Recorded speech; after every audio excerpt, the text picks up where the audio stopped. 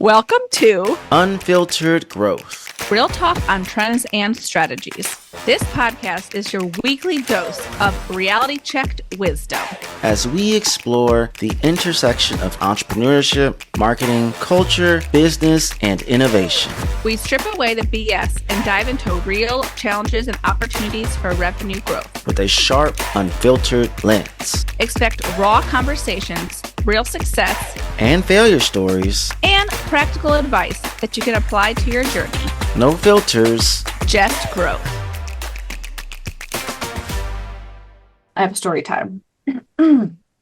I worked with someone once, a leader at the company, and we were talking about empathy, and he says he always has empathy at the forefront of what he does. And that's originally, and that's not the number one reason, but one of the reasons why I was like, okay, I trust this company and I really like what they're saying. And then I quickly learned that that is far from the truth, what that person is.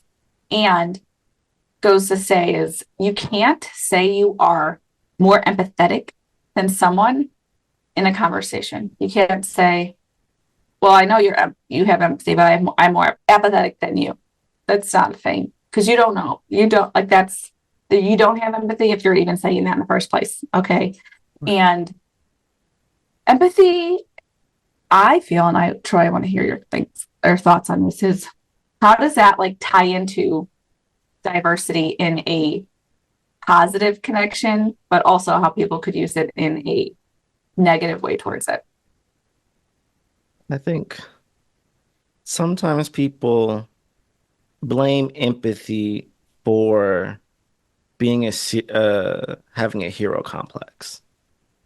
If you see a black man and maybe I'm struggling and, I gave Troy a contract for this. Look what I've done. I had empathy.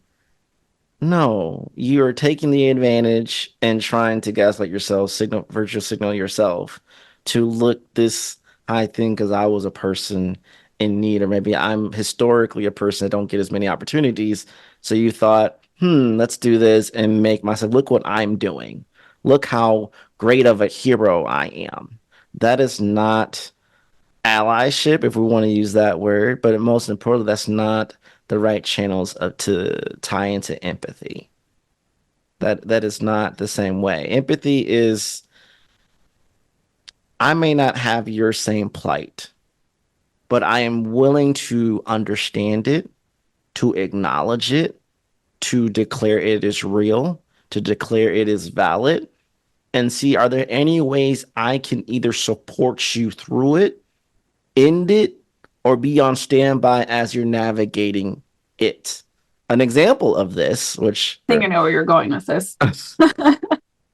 The same thing. When you revealed to me, I think by the end of day 1 or mid of day 2, we were in our red and found some things you were navigating.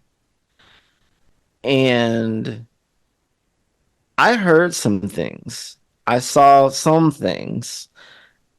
I had empathy of, I'm not going to dispute what she is telling me is happening. And I'm going to be whatever she needs me to be here for. But also, this is the other caveat when you're tying empathy. Sometimes the best thing to do is not to always act. I know people think that's the first thing you're supposed to do. That's not always the case. And may I just say this, if you are a male leader, y'all might call me a feminist, and I probably am. But in actuality, when you're in a press, you need to be able to understand and articulate a certain way. When you are a male leader and you may have a female counterpart as your equal, and you identify that there's something happening, sometimes it's not always the best thing for you to just step in and, what are you doing? What you talking about, Willis? Come up in here trying to be the hero, because you're making it worse. You're literally taking away their power. But Troy, I saw that they said something to that person. But was that your place? Was that your time? Did they ask you for your help? Was the situation called for clearly for you to speak up in that moment? And I'm not saying be quiet and do nothing, but I'm saying this is the caveat with leaders and diversity, equity, inclusion, and belonging is we're not talking about children's play no more. Ooh, see something, say something. It goes way more levels beyond that. So when she articulated this to me, and I'm seeing it, it wasn't my place to come in like Black Lightning over here and try to be a superhero. I'm here on standby if you need me, but I'm not going to take away your power to resolve and articulate your grievances, identify that pain point from you, but knowing that you have someone here that if it gets a little rough out here, let's be I'm from real. Chicago. I had two people. Shout out to Tamra. Okay. Tamra, y'all, we're gonna have Tamra on one of these episodes. Let me tell y'all real quick. Tamra is a saint. This lady is an angel. I will let TK tell more about Tamra. But the one thing I learned when she said, no, this person came in for me and support me. Y'all, she was a OG ready to support everything. Then she gonna support me too. So my point is saying all of that. When you lead with empathy and have an understanding of someone's plight, you know how to navigate and still be supportive in their circle without taking away their power to resolve the issue. We are grown adults. We're not kids and need a parent to come in here and pull you away. You need someone on the sidelines or next to you ready to go into battle if you need to. But ultimately, just know that they have someone to support them however it goes down. And I appreciate you so much for that, to be real. And I can remember that conversation like it was yesterday. We were sitting down that round table and it was like silent at first. And then because you knew essentially, and then we went out and then we like killed it on stage, that just shows you the comfortable likeness, I guess you could say, that we have with each other. But it's more like really the trust and how we can we know, and we also know when and if something needs to happen, and that savior or whatever you're trying to be, savior complex, is not always the positive one to do. And that goes to the hiring, what we were talking about. Like, don't try to be that. It's hard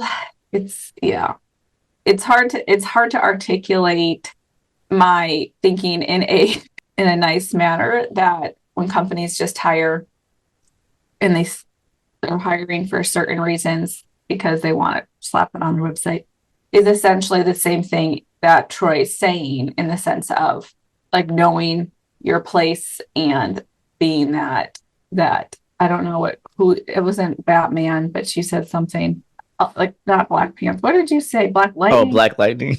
Yeah. In that capacity. And that wraps up another episode of Unfiltered Growth. Make sure you subscribe, rate with 5 stars, and leave us a review. Remember, growth doesn't happen in isolation. Join our community of bold thinkers and doers on social media and stay connected. Don't forget to go to season3media.com/podcast for strategy or event inquiries, resources, or to just chill with us. Until next time, keep pushing boundaries, embracing diversity, and never stop growing. This is Christina and Troy signing off. And remember, no filters, just growth.